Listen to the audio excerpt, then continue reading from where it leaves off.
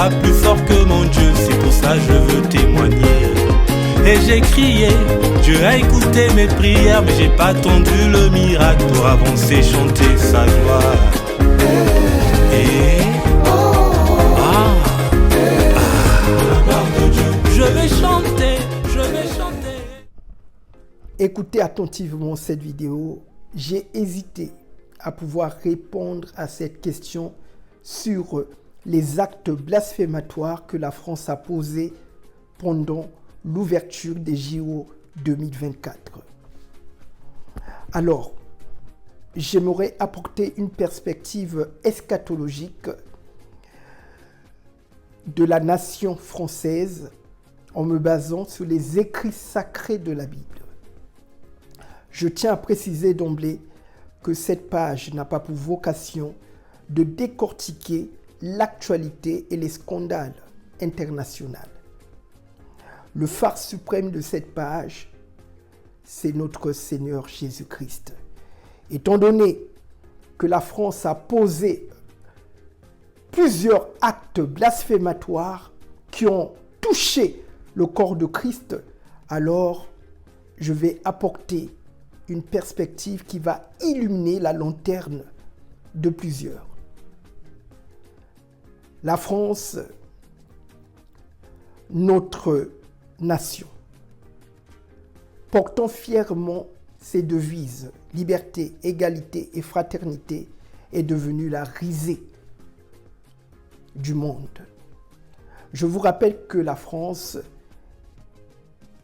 jadis le bastion de la foi chrétienne, phare de la moralité et de la foi, jusqu'en 1905, notre si belle nation, la France, bascule dans la loi ou dans le principe de laïcité qui est devenu la pierre angulaire de la République française. Certains critiques et certains observateurs religieux voient dans le principe de la laïcité comme une force qui érode les valeurs traditionnelles et qui sape le patrimoine de la France. Je parlerai numéro 1 de la France et de la laïcité. Numéro 2, je parlerai de la France dans l'Union européenne. Et numéro 3, je parlerai de la France, le pantin du nouvel ordre mondial, en m'appuyant sur les Saintes Écritures. Le premier verset que nous allons lire concernant les actes blasphématoires de la France, c'est Apocalypse 13, verset 6. Apocalypse 13, verset 6. Regardez ce que ce verset met en lumière. Apocalypse 13, verset 6, il est écrit « Et elle ouvrit sa bouche pour proférer des blasphèmes contre Dieu, pour blasphémer son nom et son tabernacle et ceux qui habitent dans le ciel. » Ce verset nous parle d'une bête qui profère des blasphèmes contre Dieu et ses principes divins. Rappelez-vous de cette phrase. La bête est là. Ce n'est pas le président de Venezuela qui a prononcé cette phrase. C'est bien le président de la France. Ce verset peut être décortiqué comme des forces impies et des leaders qui s'opposent à Dieu, symbolisant l'élite mondiale qui cherche à remplacer les valeurs divines par des valeurs séculières et matérialistes. Et la France s'emboîte très bien dans ce verset. Par exemple, dans les lois et les politiques contemporaines de la France, numéro 1, la promotion de la laïcité. Numéro 2, la légalisation du mariage homosexuel. Numéro 3, l'intégration de l'IVG dans la Constitution. Numéro 4, le préservatif gratuit pour tous les jeunes de moins de 25 ans. Plusieurs actes blasphématoires et en plus des actes blasphématoires envers les valeurs traditionnelles chrétiennes et son héritage. C'était le premier verset. Le deuxième verset des actes blasphématoires de la France, c'est 1 Jean 2, verset 19. 1 Jean 2, verset 19. C'est un verset qui parle des antichrists et des croyants qui abandonnent la communauté chrétienne.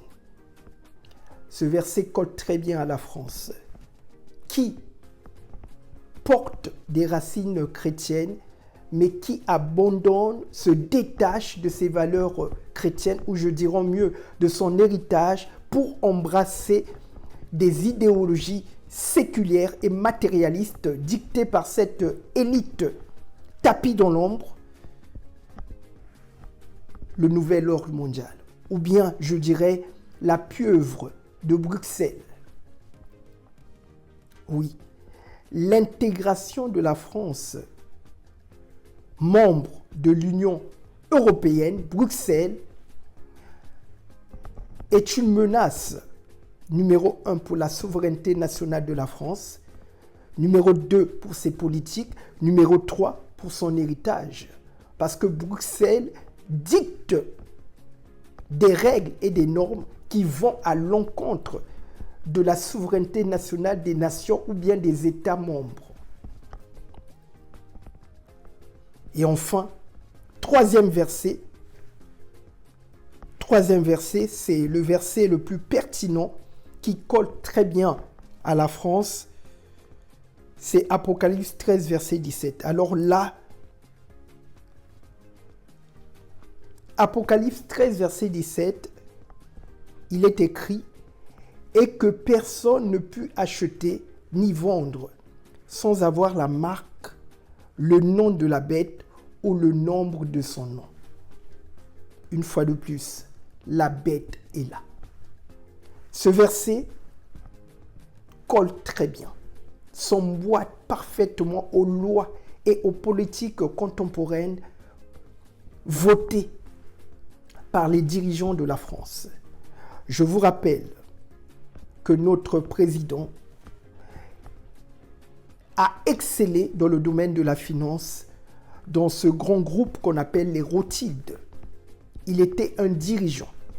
Donc ça veut dire qu'il est un pion pour pouvoir faire asseoir cet agenda politique, ce système global qui va limiter les libertés de commerce uniquement à ceux qui acceptent le contrôle centralisé de l'élite symbolisée par la marque de la bête.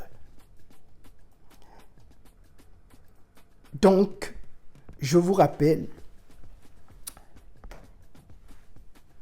il y a une innovation que Carrefour et l'entreprise Ingenico ont mis en place, c'est la biométrie palmaire pour effectuer des achats.